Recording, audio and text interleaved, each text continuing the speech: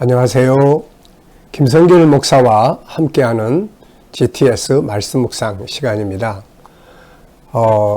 오늘은 5번째 주간의 5째 날 묵상이 되겠습니다. 오늘 묵상의 주제는 관계 성공하기입니다. 우리가 관계 그러면 제일 먼저는 하나님과의 관계죠.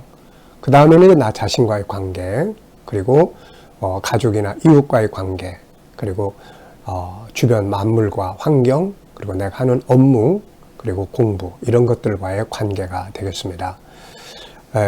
인생의 성공이라고 하는 것은 사실 이 관계를 얼마나 잘하느냐 못하느냐에 달려 있습니다.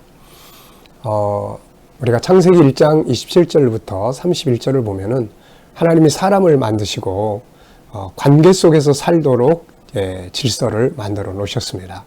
그래서 제일 먼저가 창세기 1장 27절에 내 영과 하나님의 영이 하나 되는 관계가 있고, 그 다음에 이제 나 자신을 존중하고 인정하고 하는 관계가 있죠. 그리고 난 다음에 이제 28절에 가면 생육하고 번성하라. 가족과의 관계, 가족이 번성하면 이웃이 되는 거죠. 그리고 이제 하늘을 다스리고 땅을 다스려라. 만물과의 관계, 업무적인 관계를 말합니다. 그래서 이런 관계들을 잘 가지면 창세기 1장 29절과 30절에 열매들이 맺어지죠. 그리고 나서 결론은 창세기 1장 31절에 있는 것처럼 하나님 보시기에 좋은 삶을 누리게 되는 것입니다. 자, 오늘은, 어제는 이제 하나님과의 관계고, 오늘은 다양한 관계들을 다루는데, 오늘은 다른 사람과의 관계를 잘 갖는 것이 주제입니다. 그래서 다른 사람과의 관계에 성공하기. 자, 여러분들은 어떠십니까?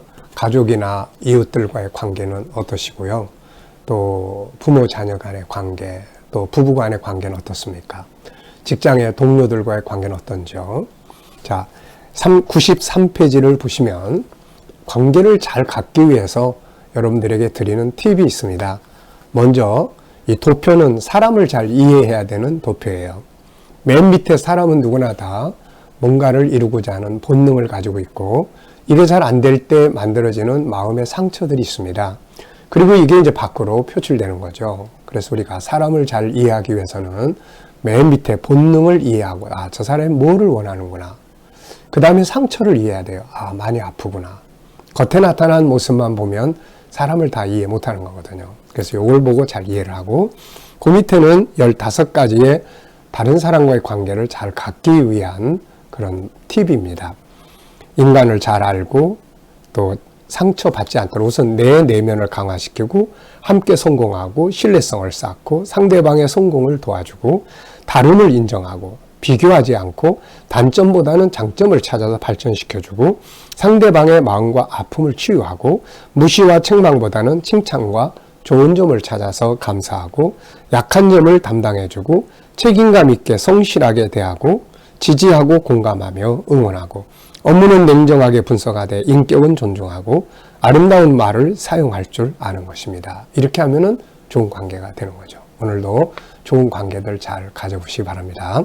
자, 그럼 오늘도 이제 우리 함께 먼저 그림부터 정리를 하겠습니다. 무엇을 느끼시나요? 자, 이 그림은 펜으로 두루마리에 하나님 말씀, 성경을 쓰는 그런 내용인 것 같습니다.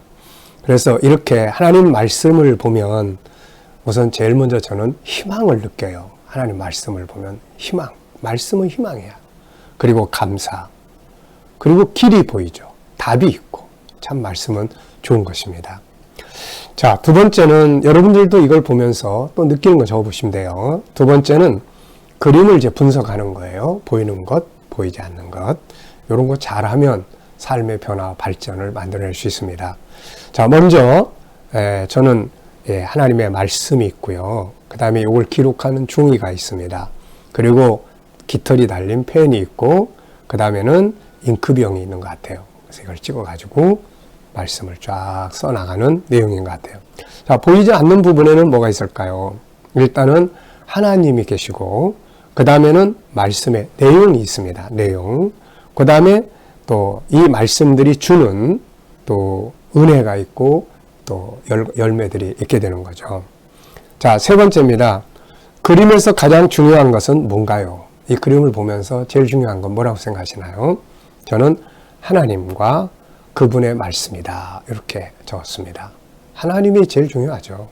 그리고 그분의 말씀이 제일 중요하고요. 자, 네 번째는 이제 기억력을 키우는 거예요. 그래서 이 말씀을 보면서 떠오르는 내용이 있으면 적어보시기 바랍니다. 사람이나 또 이것과 관계된 어떤 이야기나 또 성경 구절이나, 저는 이걸 생각할 때마다 성경 전체를 이렇게 다 확대해서 한 번씩 생각을 해봅니다. 자, 성경 그러면 뭐가 떠오르나요? 전 두 가지를 적었는데요. 하나는 시편 119편 105절이에요. 주의 말씀은 내 발의 등이요 내 길의 빛이니이다. 맞습니다. 인생 살아오면서 하나님 말씀이 아니었으면 내 생각대로, 내 고집대로, 또 내 욕심대로 행하다가 결국 어떻게 되었을까 하는 생각 많이 하는데요. 그래서 하나님 말씀이 비춰주고 이끌어주고 갈 길을 보여주고, 그래서 참 여기까지 인생 은혜 중에 잘 달려온 것 같습니다. 그리고 두 번째는 내 인생을 이끌어줬던 말씀들.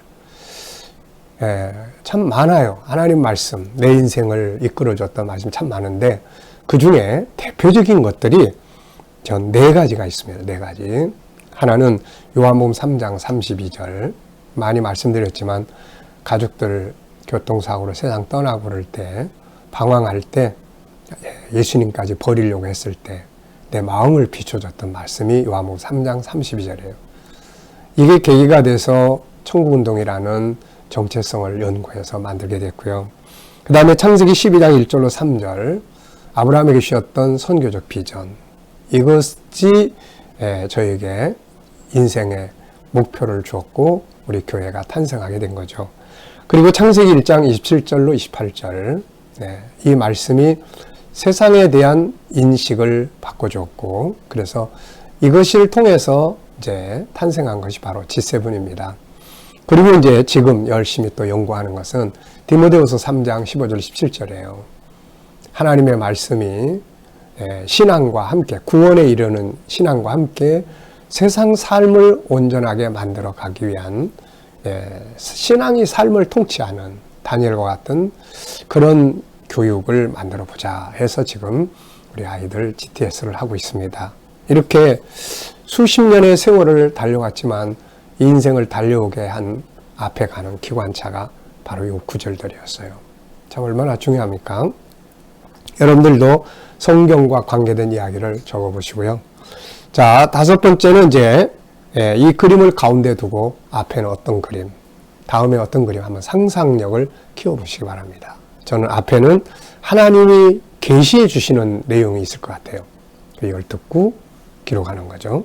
그 다음에 다음에는 이 기록된 말씀을 보고 저 같은 사람들이 은혜 받고 인생을 바꿔나가는 이런 말씀의 결과들을 그려볼 수 있을 것 같습니다.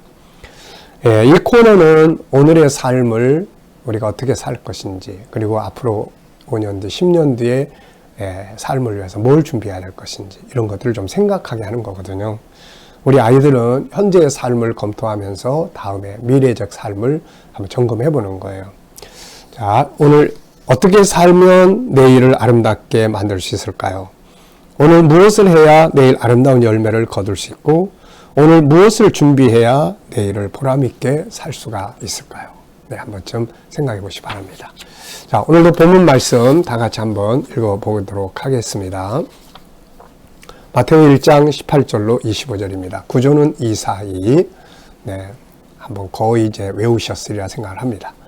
예수 그리스도의 나심은 이러하니라. 그의 어머니 마리아가 요셉과 약혼하고 동거하기 전에 성령으로 잉태된 것이 나타났더니 그의 남편 요셉은 의로운 사람이라. 그를 드러내지 아니하고 가만히 끊고자 하여 이 일을 생각할 때 주의 사자가 현몽하여 이르되 다윗의 자손 요셉아, 네 아내 마리아 데려오기를 무서워하지 말라. 그에게 잉태된 자는 성령으로 된 것이라. 아들을 낳으리니 이름을 예수라 하라. 이는 그가 자기 백성을 그들의 죄에서 구원할 자이심이라 하니라. 이 모든 일이 된 것은 주께서 선지자로 하신 말씀을 이루려 하심이니 이르시되 보라, 처녀가 잉태하여 아들을 낳을 것이요 그의 이름은 임마누엘이라 하리라 하셨으니 이를 번역한즉 하나님이 우리와 함께 계시다 함이라.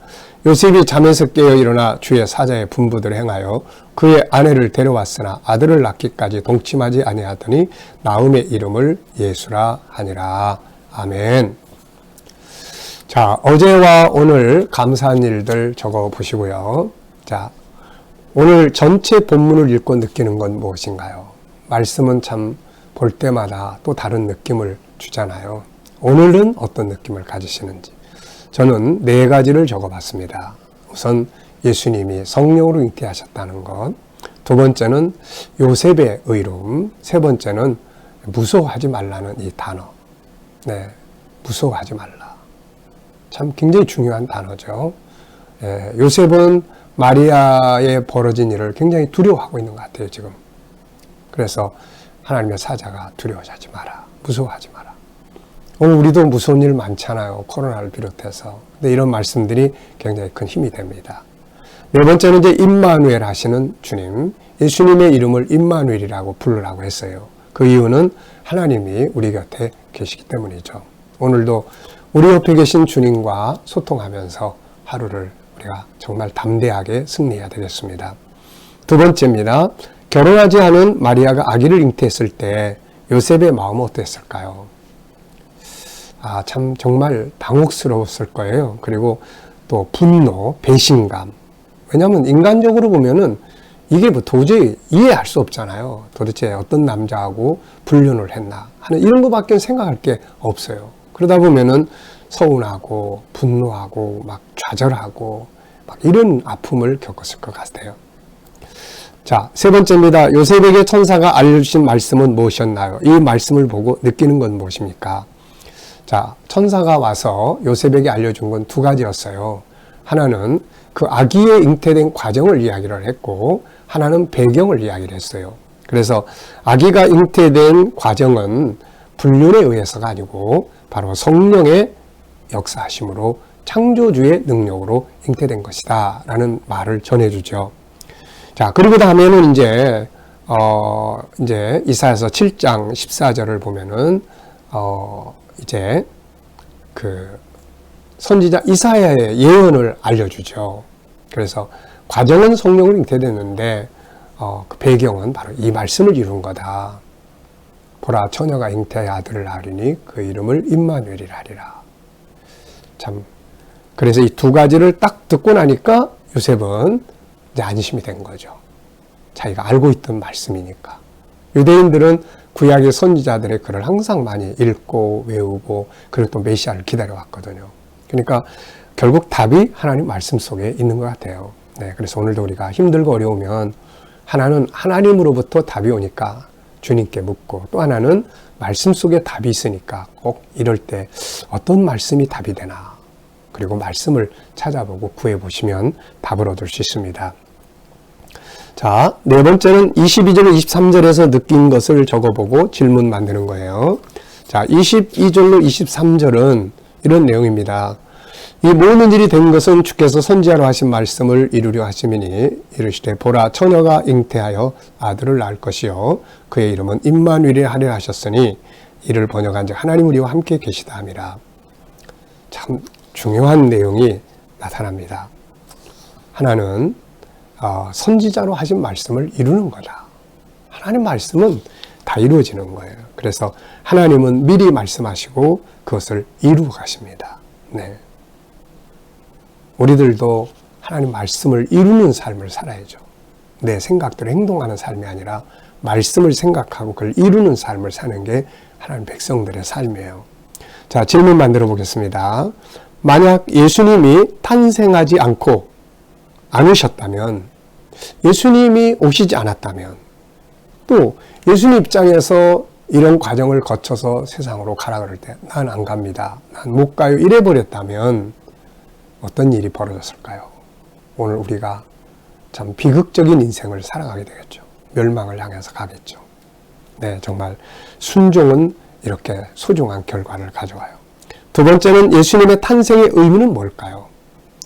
이분은 그냥 개인의 인생을 살기 위해서 오신 분이 아니고 우리를 죄에서 구원하는 구세주로 오신 분이에요.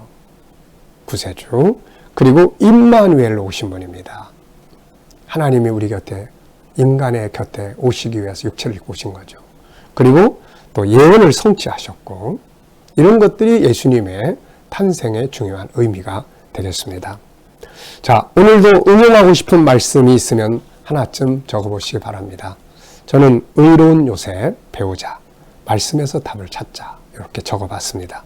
자, 오늘의 과제는 가족이나 이웃, 친구의 마음을 좀 더 이해해보고 지지와 격려해볼 수 있는 그런 시간을 가져보시기 바랍니다.